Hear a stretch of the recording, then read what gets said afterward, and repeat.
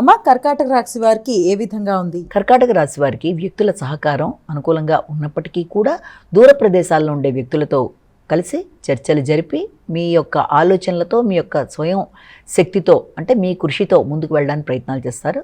అలాగే ప్రయాణాలకు సంబంధించిన విషయాలు కొంత ఇబ్బంది పెట్టే అవకాశం కనబడుతుంది. ముఖ్యమైన ప్రయాణాలు వాయిదా పడే పరిస్థితులు లాంటివి కానీ, లేకపోతే ప్రయాణ సంబంధమైన విషయాలలో కొంత అననుకూలత, గృహ సంబంధమైన విషయాలు ఒక పక్కన, వృత్తికి సంబంధించిన విషయాలు మరొక పక్కన, రెండింటి నేపథ్యంలో మీరు ఏదైనా ప్రయాణాలకు సంబంధించి ఏదైనా నిర్ణయాలు తీసుకుంటే కూడా ప్రయాణాల్లో కొంత అసౌకర్యాలు కానీ, ప్రయాణపరంగా చిక్కులు ఇబ్బందులు లాంటివి కానీ ఎదురయ్యే అవకాశం ఉంది. కనుక వీలైనంత వరకు ప్రయాణానికి సంబంధించిన విషయాల్లో తగిన జాగ్రత్తలతో ముందుకు వెళ్ళాలి. మీ ఎఫర్ట్స్కి తగిన ఫలితాలు లభించడంలో కూడా తగిన విధంగా శ్రద్ధగా జాగ్రత్తగా ముందుకు వెళ్ళి అనుకున్న ఫలితాలు సాధించాలి. సింహరాశి.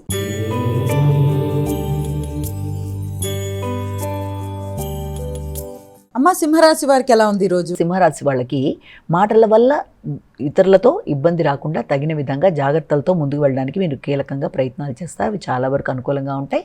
ముఖ్యంగా మీ సోదరీ వర్గంతో కలిపి మీరు ఏదైనా ఆలోచనలు చేసినా వారి సహకారంతో కొత్త నిర్ణయాలు చేస్తున్నప్పటికీ వాటి చాలా వరకు అనుకూలతలు ఉన్నప్పటికీ కూడా శ్రమ అనేది అధికంగా ఉండడం, అలాగే ఆర్థికంగా కొంత చికాకులు ఉండడం వల్ల మానసిక ప్రశాంతత కొంతవరకు తగ్గే అవకాశం ఉన్న నేపథ్యంలో తగిన విధంగా మీరు మాటల విషయంలో కానీ, లేకపోతే ఆరోగ్య విషయంలో కానీ, ముఖ్యంగా విశ్రాంతికి సంబంధించిన విషయాల్లో తగిన విధంగా శ్రద్ధ తీసుకోవాలి. కన్యా రాశి.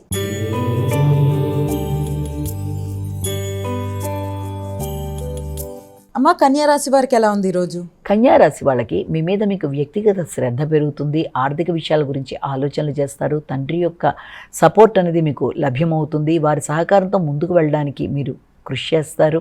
అలాగే ఆర్థిక సంబంధమైన విషయాలలో మీరు తీసుకునే నిర్ణయాలు కొంతవరకు మీకు అనుకూలంగా ఉండే అవకాశం ఉంది. మీ ఆలోచనలు ఫలించటం, మీ ఆలోచనలకు తగిన విధంగా మీరు తీసుకునే నిర్ణయాలలో మీరు తీసుకున్న రుణాలకు సంబంధించి కానీ, మీరు పడుతున్న శక్తి వంచన లేకుండా మీరు చేస్తున్న కృషికి కానీ తగిన ఫలితాలు లభ్యమవడం అనేది, సంఘంలో గుర్తింపు గౌరవం అనేది లభించడం అనేది, పడిన శ్రమకి ప్రతిఫలం అనేది కొంత ఆలస్యమైన లభించడం వల్ల కొంత ఊరట కలిగే అవకాశం అనేది కనబడుతుంది. సంతాన వర్గానికి సంబంధించిన విషయాలలో వారి అభివృద్ధి కొరకు మీరు తీసుకునే నిర్ణయాలలో కొన్ని ఆటంకాలు ఉన్నప్పటికీ అది వారికి చివరికి అభివృద్ధికరంగానే ముందుకు వెళ్ళడానికి ఆస్కారమైనది. అది మీకు కొంత మానసిక ప్రశాంతతని కలిగించే అవకాశం అనేది కనబడుతుంది.